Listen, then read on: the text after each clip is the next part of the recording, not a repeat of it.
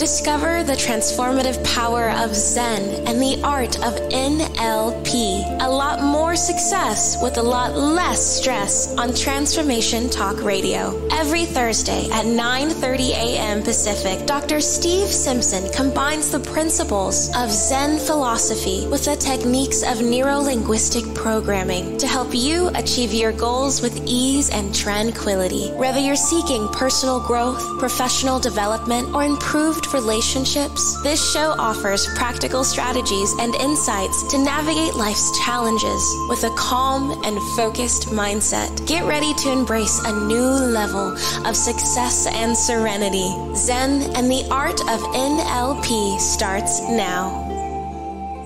Everyone, it certainly does start now, today, because one of our greatest gifts is probably the one you never think about. It's your innate skill of looking deep into people's eyes. However, remember that it's not easy, sometimes unreliable, and can also be your greatest enemy, but it can also be your greatest friend. I'm Dr. Steve Simpson, and you are listening to Zen and the Art of NLP on Transformation Talk Radio. Every week, we'll choose a topic highlighting a core skill of neuro-linguistic programming, otherwise known as NLP, because we believe in your potential to grasp and apply these concepts in your life.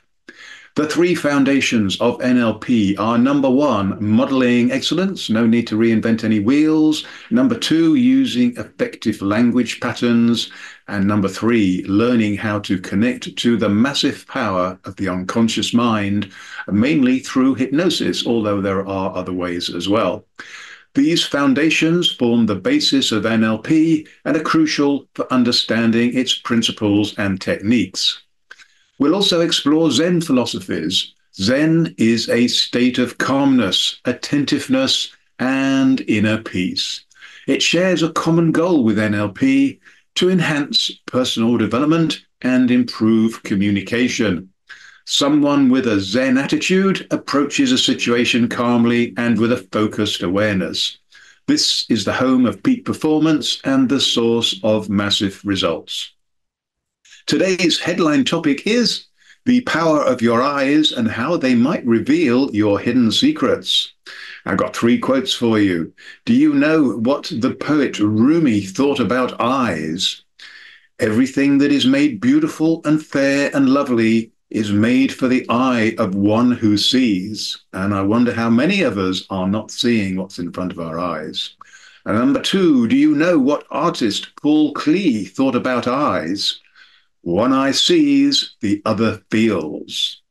And this guy coming up should know a little bit about this one. Do you know what the artist Leonardo da Vinci thought about eyes? Why does the eye see a thing more clearly in dreams than the imagination when awake? So that's really more of a question, isn't it? And I've had to go through this a few times. I still get something else from this. I'll read it one more time. Why does the eye see a thing more clearly in dreams than the imagination when awake? And the source of these three inspirational quotes is from brainyquote.com. Stay with us for the next 30 minutes and let us help you experience that sweet spot of mind, body, and soul to embrace a new level of success and serenity, helping you achieve a lot more success with a lot less stress. Please post your questions and comments, and I'll do my best to answer them in the final part of the show. If you're brave, you can also call us now at our live call-in number, 1-800-930-2819. This is your chance to engage directly with the topic and share your thoughts with our audience.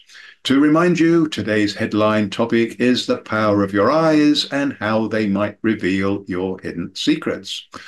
Now, NLP equips you with a practical tool of what is called eye accessing cues. Don't worry, I'll explain this, because when understood, this tool can empower you to decipher a person's preferred way of thinking or processing information, giving you a valuable edge in your personal and professional interactions. This, in some ways, is one of the most complicated NLP techniques, but it can also be the most important. So it's a worthy investment of your time.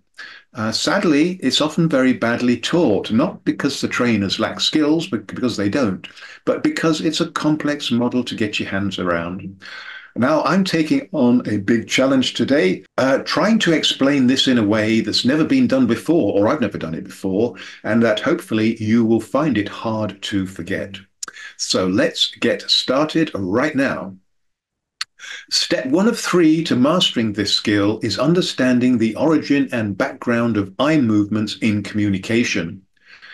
Dr. William James died in 1910 and was a highly influential American philosopher and psychologist. He's considered the father of American psychology and is famous for his work on pragmatism, functionalism, and the stream of consciousness. His observations on eye movements in mental imagery were groundbreaking for their time. James observed that people often make subtle eye movements when engaged in mental imagery, even though their eyes are they're not fixated on any external object. He suggested that these eye movements might reflect the process of scanning and constructing mental images. While James' observations about eye movements and mental imagery haven't been fully confirmed by later research, his work certainly helped lay the groundwork for oculomotor research, not the easiest thing to say, which investigates the relationship between eye movements and cognitive processes. More recently, Robert Dilts researched at the Langley Porter Neuropsychiatric Institute in San Francisco in 1977, correlating eye movements with brainwave activity. He had trained with Richard Bandler, as I have done, and John Grinder, who are the two creators of NLP. Dilts suggested that eye movements could indicate how people access information through their senses, primarily the visual, the auditory, and the kinesthetic, what they see, what they hear, and what they feel, and also in a dialogue, which I'll have to explain more about that. Based on his research, Dilts proposed patterns of eye movements he called eye-accessing cues that might correspond to someone creating information, imagining, or recalling past experiences, memory. So they're different things, creating and memory. These patterns are typically associated with the specific directions of the eye movement, up or down, left or right, relative to the person's visual field. Step 2 of 3 is my opportunity to tell you a story that graphically illustrates the importance of eye movements in solving complex problems. And I hope that sharing this experience will also be therapeutic for me. Because I vividly remember my early years at school, because they were a nightmare. There were some excellent teachers, fortunately, but to my cost, there were also 2 cruel and sadistic psychopaths who decided they would break my spirit, presumably to rebuild me in their image, or perhaps to receive perverse gratification from terrifying a young child. This is one of their favorite sentences. They would scream it at me repeatedly. "You won't find the answer on the ceiling." How wrong can you be? Because the truth is, when we look up, we connect to a higher level of consciousness and we find answers to problems that would otherwise elude us. We all do this, including the greatest geniuses throughout history. And this is the gift that the psychopaths were trying to steal from me. Bad luck, you failed. Anyway, deep breath to remind you, you are listening to Zen and the Art of NLP with me, Dr. Steve Simpson. We're going to take a swift break while I compose myself. But before we do that, take a moment, please, to think about these 3 questions because they're big ones and we'll come back to them many times. Number 1, what is the one thing that you desire the most? The one thing you desire the most. I bet you spend loads of time thinking about that, as you should. Number 2, what's the one thing that is stopping you from achieving it? I hope you've been spending some time on that because unless you can find out what is stopping you, then it means your chances of achieving what you desire are considerably less. The third one's a bit of a funny one. What's the one thing that you want to share with others? The one thing that you want to share with others. And the reason I throw this in, well, there's several reasons why I put this one in. But when you stop thinking about me, I, and you start thinking about you, them, they, others, you are raising your frequencies because you're coming from a giving place, and there's only good that can come from that. This is why we don't want to forget step three of these three questions. When we return, step three to learning all about this is to learn how Zen and NLP can help you control your emotions and empower you to decipher a person's preferred way of thinking or processing information. You might even be able to get clues. Are they actually telling you the truth or not? Trust me, as I always say every week, this is a lot easier than it might sound because we don't talk about rocket science on this show. Stay tuned. We'll be right back helping you achieve a lot more success with a lot less stress.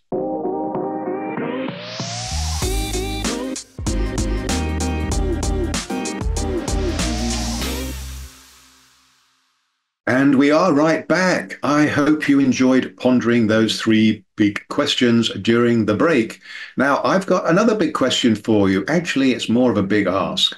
I'd like you to please email me at doc@drstephensimpson.com and tell me how you answered those three big questions and which I might be able to help you with.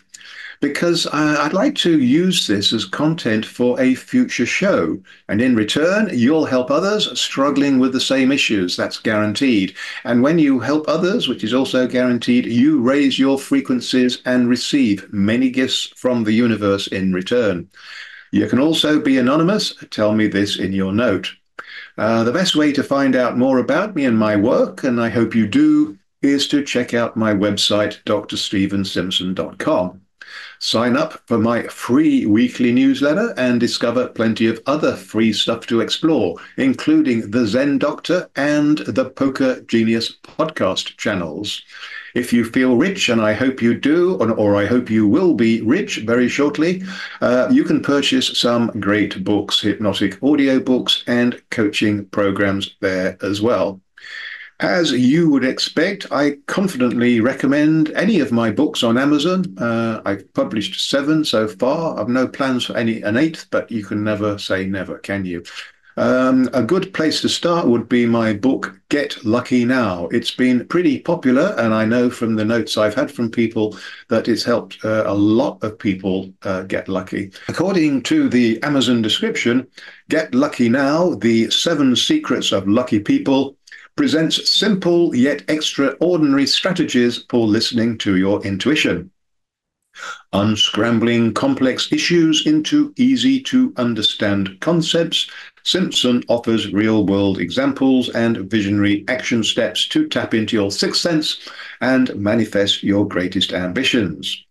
And as soon as you know exactly who you are, what you want, and how to obtain your objectives, you can forge your desired destiny. Yes, you certainly can. Anyway, moving on to step 3, the final step is learning how to recognize and interpret eye-access cues to decipher a person's preferred way of thinking or processing information, and possibly to determine whether they are telling the truth or fabricating a story.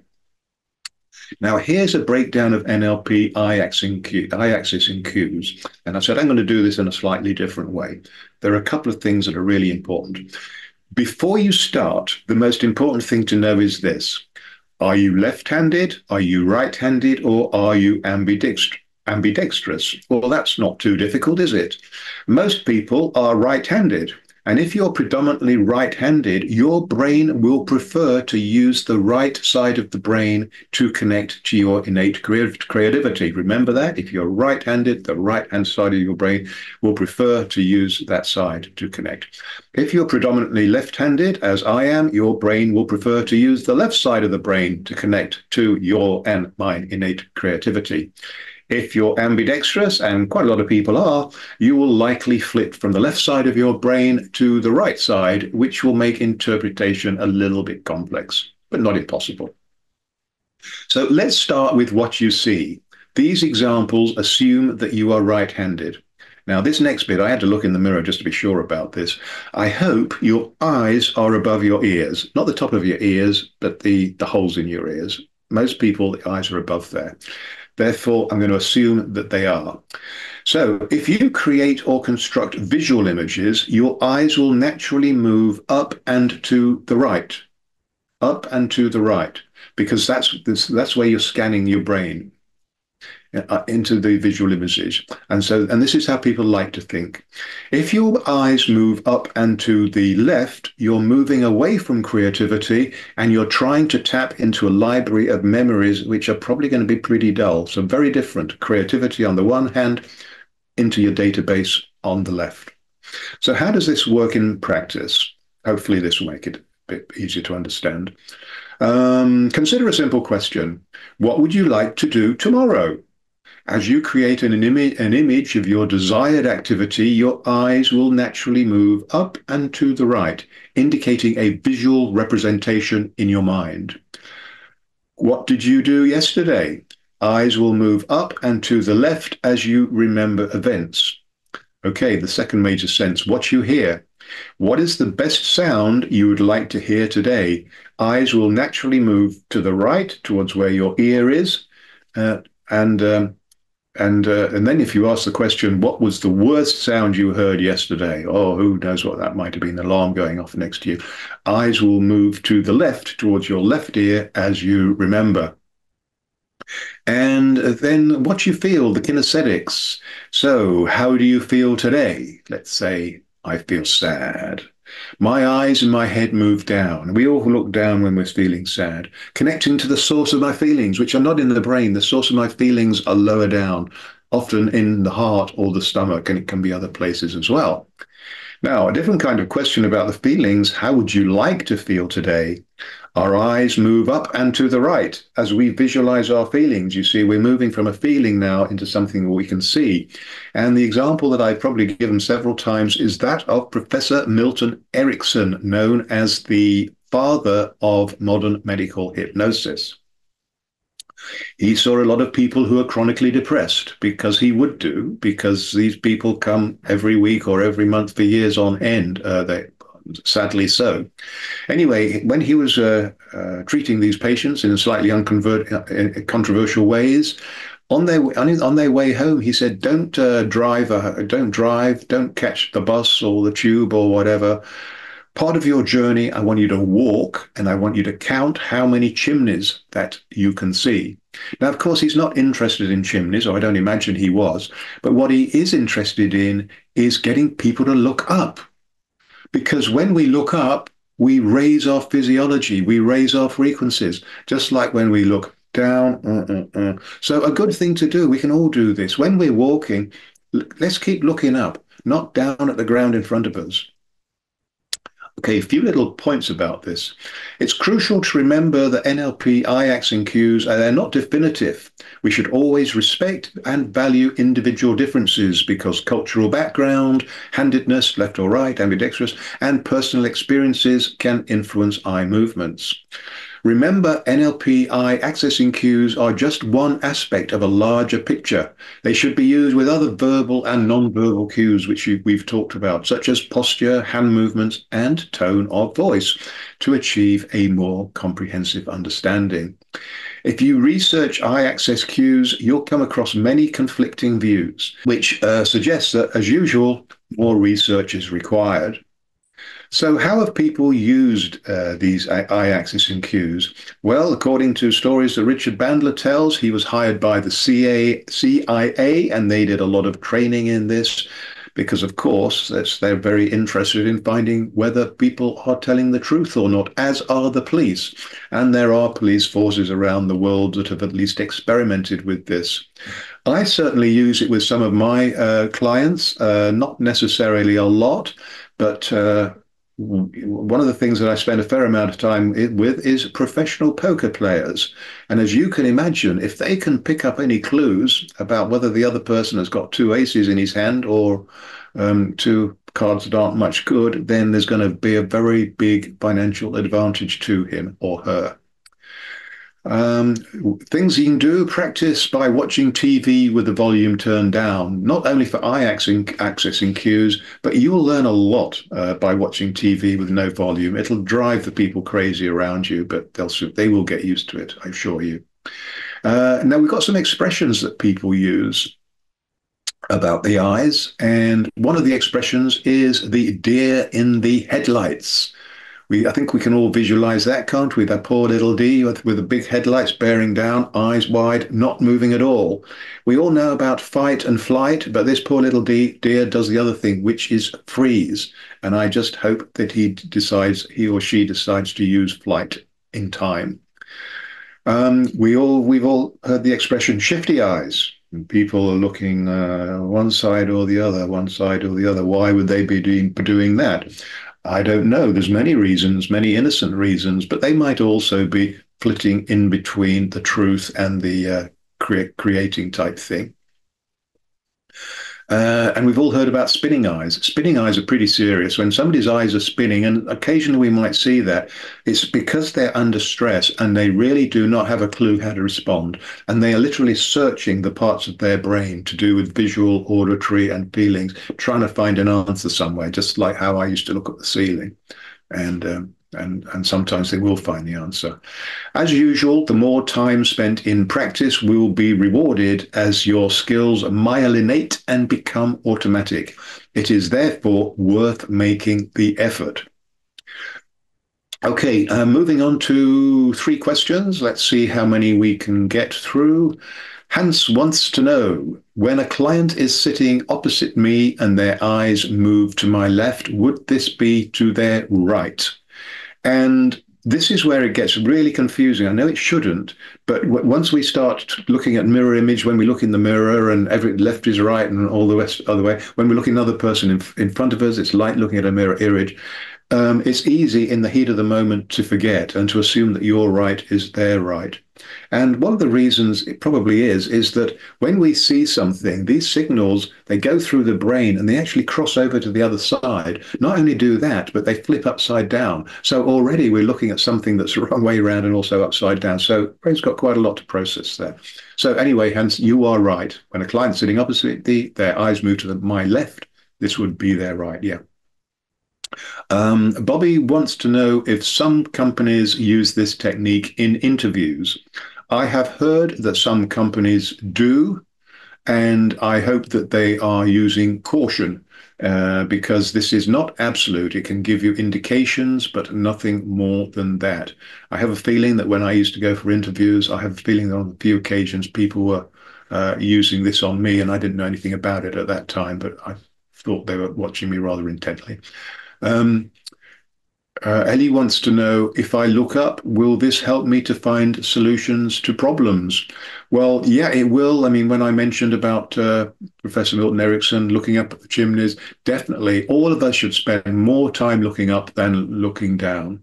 And for some of us, looking down has become our default. We do it without even thinking about it. So now it's time for the Zen and the Art of NLP top tip of the week. And I'm going to repeat this again.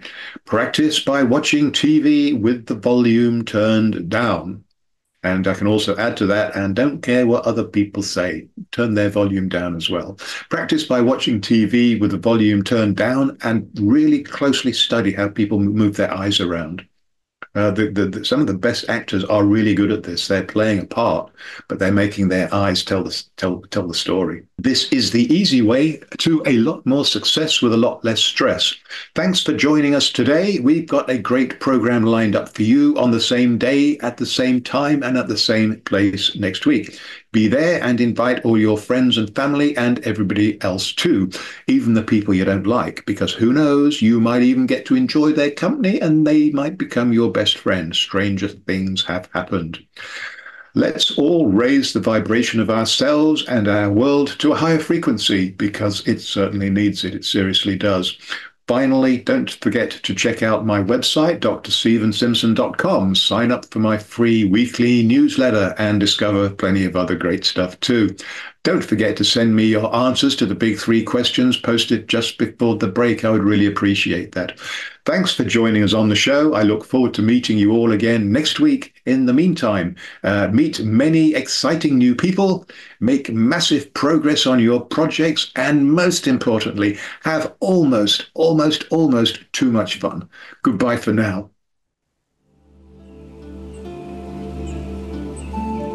You have been listening to the Zen and Art of NLP. A lot more success with a lot less stress. Tune in every Thursday at 9:30 a.m. Pacific on Transformation Talk Radio as we dive into the depths of your unconscious mind and awaken your intuition, unlocking hidden talents and supercharging your personal and professional relationships. Continue embarking on a stress-free journey towards unparalleled success by subscribing to future episodes and stay updated on the latest content. Easily share these captivating shows with your loved ones and create meaningful connections. Book a personal session with Dr. Steve Simpson to delve deeper into the topics that resonate with you. You can visit his website at drstevensimpson.com.